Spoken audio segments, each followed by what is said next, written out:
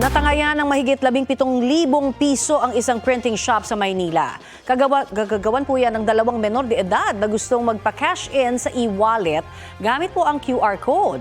Alamin ang kanilang modus sa balitang hatid ni Jomer Apresto para wag maging biktima. Pasado alas 9 ng gabi nang huminto sa isang printing shop ang dalawang menor de edad na yan sa Valencia Street sa Santa Mesa, Maynila noong January 12, 2026. Magpapa-cash in daw sila ng pera sa e-wallet. Sa halip na magbigay ng numero, isang QR code ang ipinakita ng lalaking nakaputi na iniskan naman ng staff ng printing shop. Ilang saglit lang, isang text message umano ang pumasok sa cellphone ng tindahan na nagsasabing na i-link ang kanilang e-wallet sa isang e-commerce app. Ayon sa staff, 47 pesos lang daw ang nakalagay sa QR code na nabawas sa balance ng e-wallet ng tindahan. Hindi raw nag-alala ang staff noong una.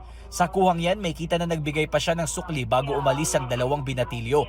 Makalipas ang ilang minuto, nagulat ang staff ng tindahan nang makaltasan na raw ang kanilang e-wallet ng mahigit 17,000 pesos. Mga 20 minutes siguro, mga nakaalis na siguro sila.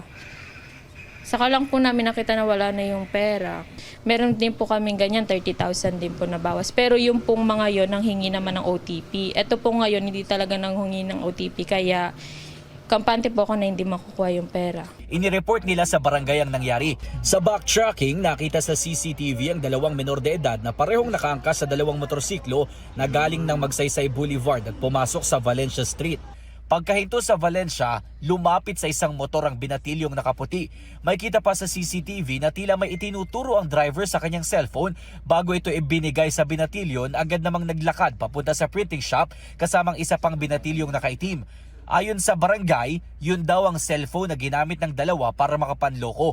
Sa tulong ng social media, natukoy ang pagkakakilanlan ng dalawang menor de edad na magpinsan, parehong 14 years old at nag-aaral bilang grade 7 students.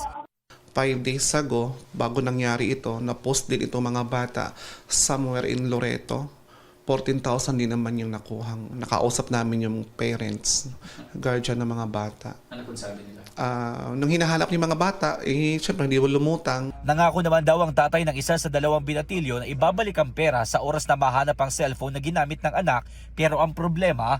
Nung tumawag ko ng polis, bigla na rin nawala yung tatay ng bata at hindi rin nagpakita. Yung kinabukasan, nag-follow up ako doon sa barangay, hindi na rin namin nakita yung tatay. Tingin ng barangay, posibleng may sindikato na kinabibilangan ng dalawang driver ng motor at ginagamit nila ang mga menor de edad para magawa ang krimen. Nakipag-ugnayan na raw ang barangay sa pulisya para masagip ang mga binatilyo at maaresto ang dalawang driver ng motorsiklo.